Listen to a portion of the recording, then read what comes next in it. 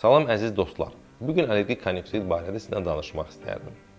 Allergiya bilirik nədir və konjüktivit bilirik nədir? Konjüktivit eşidəndə fikrimizə birinci nə gəlir? Kipriklərimiz bir-birinə yapışır səhərlər, açmaq olmur, sarımtı ya yaşıl tər, ifrazat əmələ gəlir, əvvəlcə bir gözlə başlayırsam o birisində. Allergik konjüktivitdə isə bu simptomlar yoxdur. Yəni ki, allergik konjüktivit biz bildiyimiz konjüktivit deyil.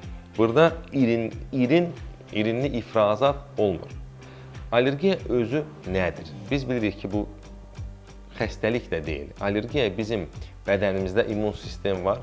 Hansısa bir allergenlə, yəni ki, ətraf mühitdə olan qida məhsulu ola bilər, havada nəsə ola bilər, dərman ola bilər və s. və s. İmmun sistemimiz, yəni ki, bədənimiz təmasda olanda bu allergenlə bədənimiz bir reaksiya verir, yəni ki, cavab verir bu allergenə. Yəni ki, allergen olmasa bu cavab olmayacaq bizdə. Tez-tez biz allergik konjüktivitə nə vaxt rastlaşırıq? Bahar sezonunda.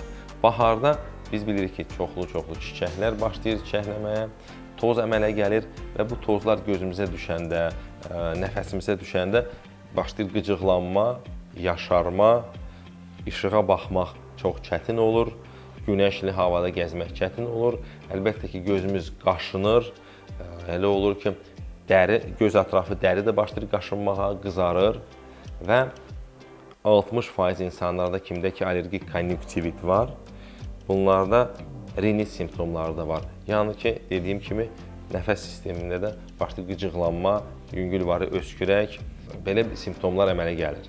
Tez-tez allergik konjüktivitlə biz kimdə rastlaşırıq? Əlbəttə ki, uşaqlarda. Ola bilsin ki, özümüz də uşaqlıqda bahar konjüktiviti, yəni ki, bahar sezonunda bizdə mən dediyim simptomlar əmələ gəlirmiş. Şükürlər olsun ki, vaxt getdikcə, zaman getdikcə, biz yaşlaşdıqca artıq bu allergik simptomlar yavaş-yavaş azalır. Yəni ki, bayıra çıxanda o qədər də yaşarma olmur, işığa baxanda o qədər də əziyyət çəkmirik. Amma yenə də o insanlarda kimdə ki, allergiyanın simptomları qalıb, yaxud da uşağımızda varsa, birinci növbədə biz gərək araşdıraq bu nəyə qarşı allergiyadır. Tutalım ki, siz bilirsinizsə, bu bahar fəslində olursa, biz artıq aydındır ki, hansısa bir çiçək tozu allergiya verir. Əgər bilirsiniz ki, il boyudursa bu, onu gərək araşdırasınız, allergoloqun yanına gedəsiniz və allergoloq bəzi analizlərdən sizi keçirsin və desin ki, sizdə allergiya nəyə qarşıdır. Ola bilər ki, tozu ola bilsin, hansısa qida məhsullarına ola bilər, yaxud da evinizdə hansısa bir gül gətirmişsiniz, ona qarşı ola bilər. Düzdür, çox vaxt allergiya güclü olmayanda allergoloqa çox çətin olacaq allergeni tapmağa və deməyə nəyə qarşıdır sizdə allergiya. Məsləhət görərdim ki, belə hallarda siz özünüz fikir verəsiniz bədəninizə və araşdırasınız nədən sonradır, nəyə qarşıdır. Tutalım ki, xanımlarda olursa, baxın təzə kosmetik almışsınızsa ya başqa bir üz kremi başlamışsınız istifadə eləməyə. Yəni ki, özünüz araşdırsanız daha dəqiq məlumat tapa biləcəksiniz. Əgər artıq diaqnoz qoyulubsa allergik konjüktivit, nə etmək lazımdır? Əlbəttə ki, allergeni tapdınızsa ondan kənarda durmaq lazımdır. Amma əgər allergeni tapmamışsa və allergiya şiddətlidir, allergiyaya qarşı dərmanlar istifadə etmək lazımdır. Bunu sizin göz həkiminiz məsləhət görə biləcək. Orada daha güclü dərmanlar var, daha sərtli dərmanlar var. Əsas odur ki, tez-tez deksametazon tərkibli dərmanlar yazılır bizə. Bu çox xatalı bir dərmandır, çünki bunun fəsadları çox ola bilər. Həm katarakt ola bilər, yəni ki, mirvarı suyu, həm qarasaya gəlib çıxarda bilər, yəni ki, qlaukoma. Düzdür, çox güclü dərman yaxşı kömək edir, amma bu dərmanı uzun müddət istifadə etmək məsləhət deyil. Əgər həkimsə yazıbsa, qısa bir müddətdə onu istifadə edin. Tez-tez verilən suallardan biri nədir? Doktor, bizdə evdə it var, ya pişik var, biz nə etməliyik? Çox maraqlı bir məqalə var, İsveçrədə çap olunub.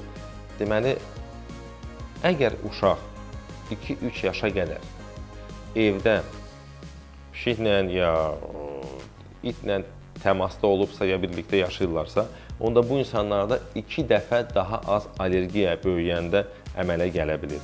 Bunu heç kəs bilmir nəyə görədir. Çox vaxt fikirləşirlər ki, bu itin və pişiyin üzərində bəzi mikroblar var ki, immun sistemimiz onlarla kontaktda, təmasda olanda bizi gələcəkdə allergiyadan qoruyur. Yəni ki, əgər sizdə allergiya varsa və evinizdə it pişiyi varsa, o demək deyil ki, siz onlardan xudafisləşməlisiniz. Xatırladım sizə simptomları.